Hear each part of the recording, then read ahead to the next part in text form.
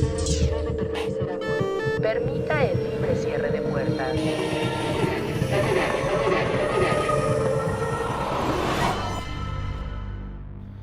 A mi hijo se lo tragó el metro.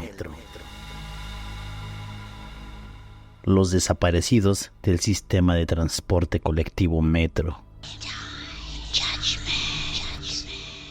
¿Has escuchado hablar de las personas que entran al metro pero ya nunca salen? ¿Qué hay detrás de esto? Francisco Albavera Trejo tenía 22 años cuando desapareció en uno de los lugares más transitados de esta ciudad, el metro del sistema de transporte colectivo. Era el 26 de marzo del 2012, un día cualquiera, de esos que la rutina parece repetirse sin sorpresas hasta que dejó de hacerlo. Esa mañana, Francisco salió de su casa como cualquier otro joven. No había señales de alerta, no hubo despedidas extrañas ni presentimientos. Su destino lo llevó hasta la estación Pantitlán, uno de los nodos más grandes y caóticos de la red, donde miles de personas entran y salen todos los días sin mirarse, sin detenerse, sin imaginar que alguien podría desaparecer ahí mismo frente a todos, sin que nadie lo note. Las cámaras de seguridad captaron sus últimos movimientos. Ahí está, caminando por los pasillos, pasando los torniquetes, avanzando entre la multitud. En las imágenes no hay persecución, no hay forcejeo, no hay nada fuera de lo común. Solo un joven más absorbido por el flujo constante de personas. Pero hay algo inquietante. No existe una sola imagen que lo muestre saliendo. Es como si en algún punto, entre el andén y el tren, simplemente se hubiera desvanecido. Su familia comenzó a buscarlo casi de inmediato.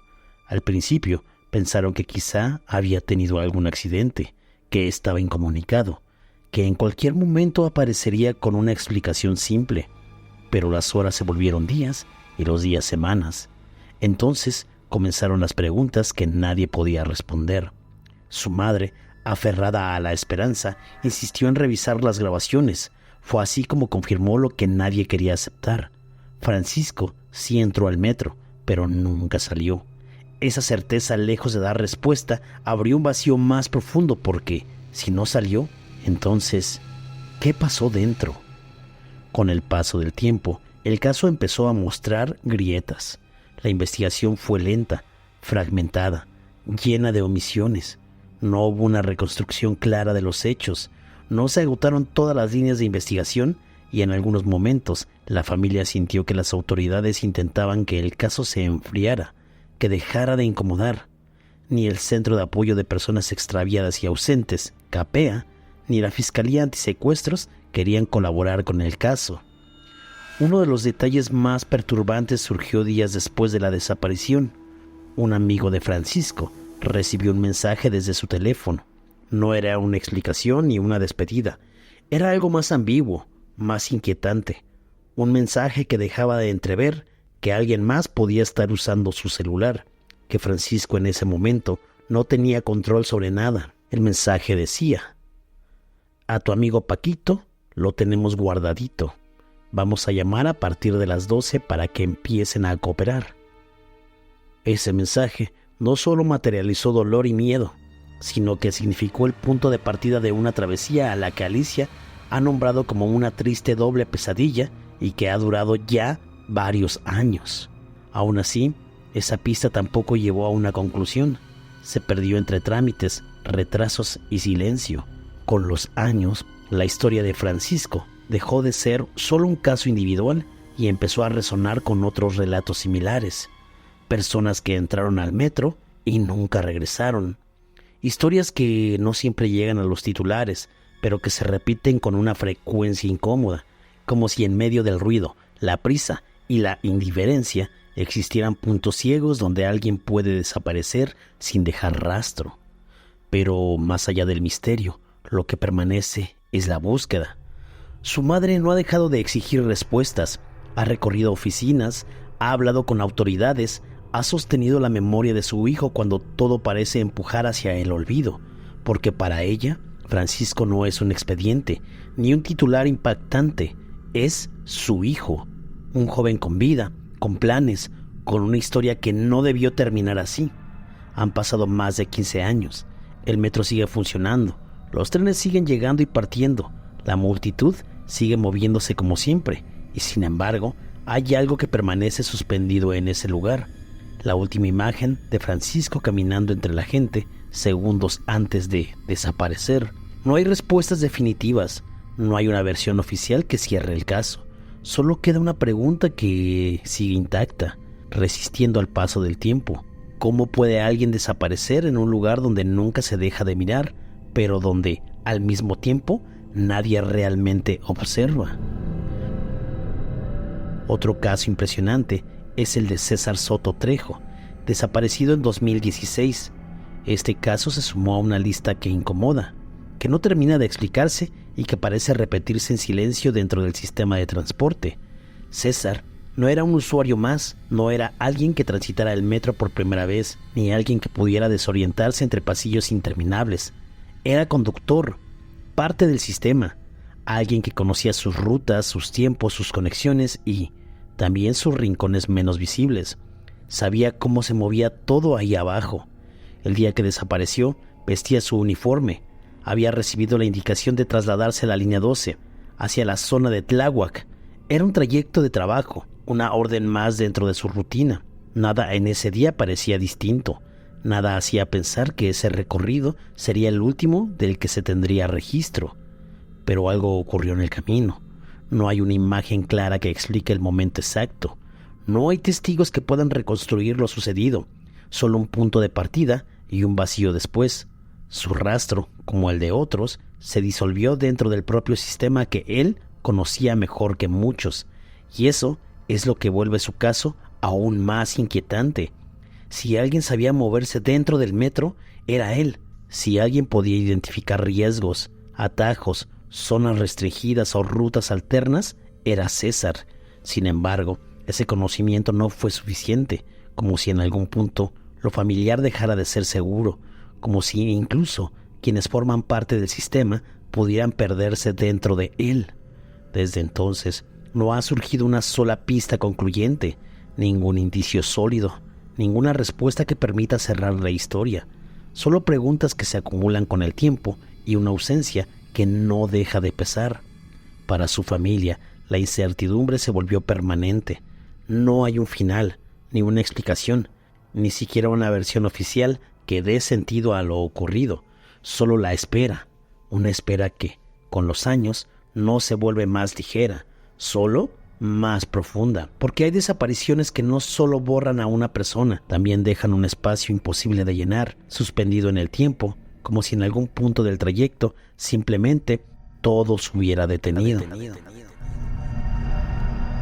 Otro caso más es el de Sonia Rubí, ocurrido en 2024.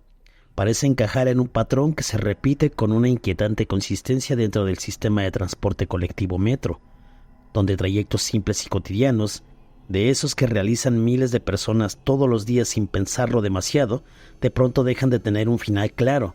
Sonia había llegado desde Tlaxiaco, Oaxaca, a la Ciudad de México con la intención de encontrar nuevas oportunidades, de construir algo distinto en una ciudad que promete mucho, pero que también exige moverse entre sus ritmos acelerados, sus multitudes y sus espacios donde nadie se detiene a mirar demasiado al otro.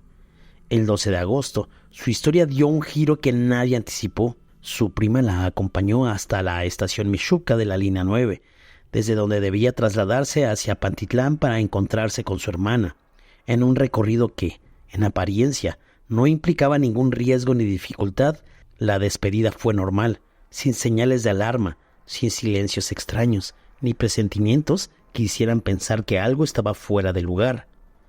Sonia entró al metro como cualquier otra persona, se integró al flujo constante de gente y desapareció entre los pasillos y andenes que, para muchos, son solo parte de la rutina diaria.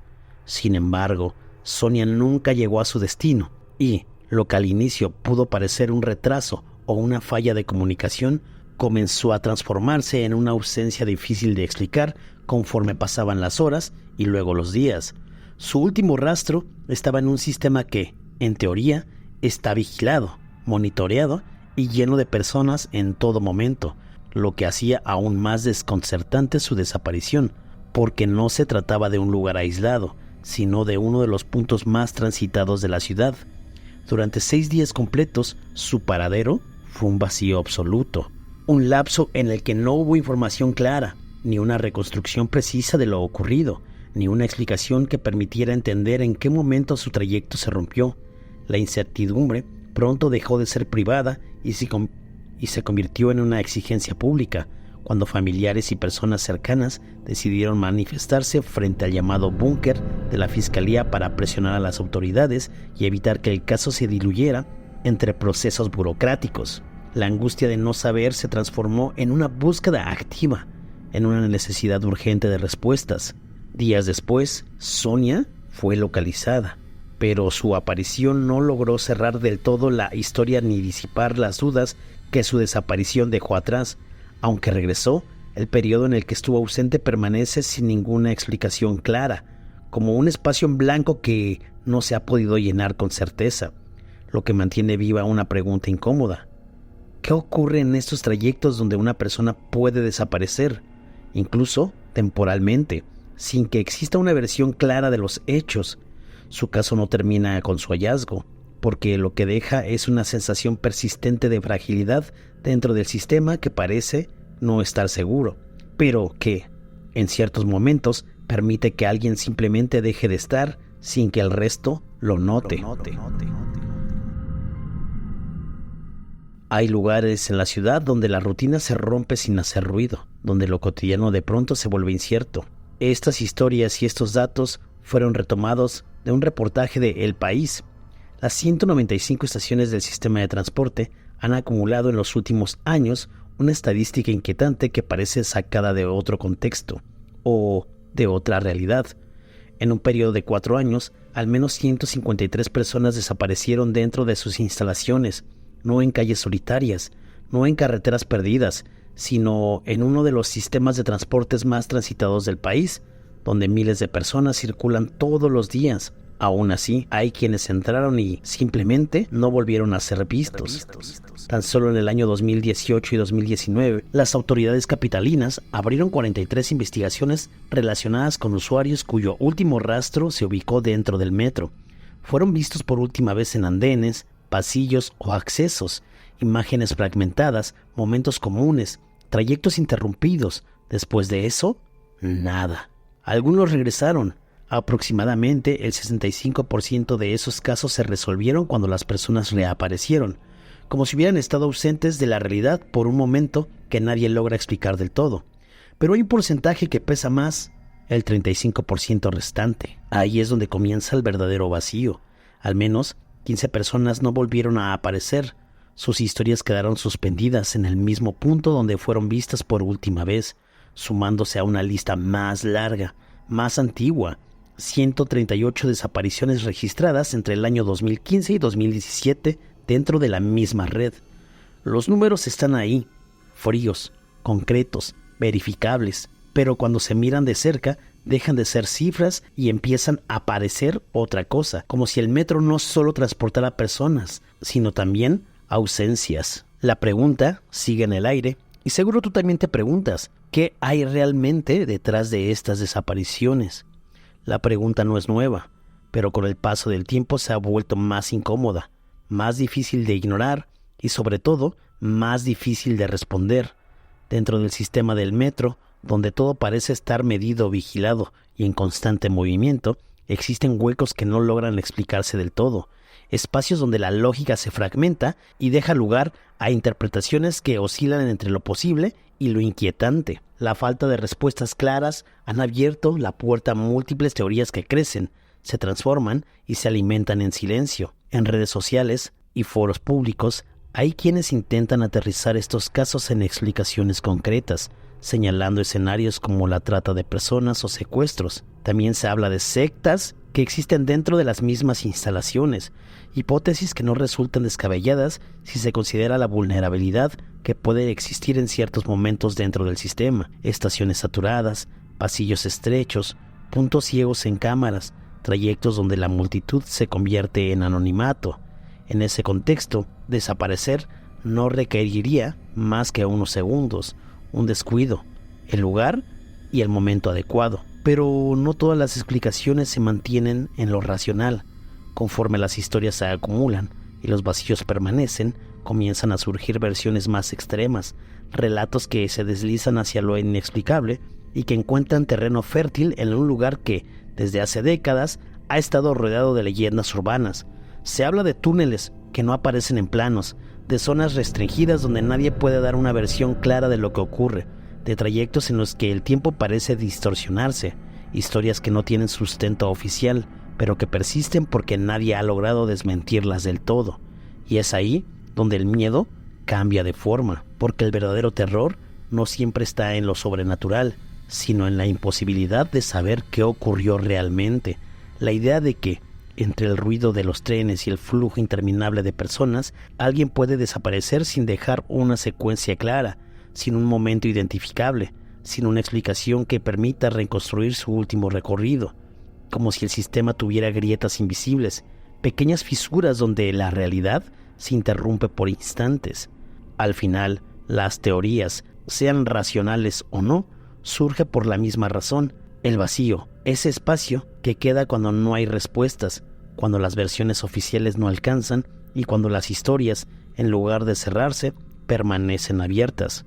Porque mientras no exista una explicación definitiva, la pregunta seguirá creciendo, alimentándose de cada nuevo caso, de cada silencio, de cada trayecto que comienza con normalidad y que, en algún punto, deja de tener un final claro. ¿Ustedes qué opinan?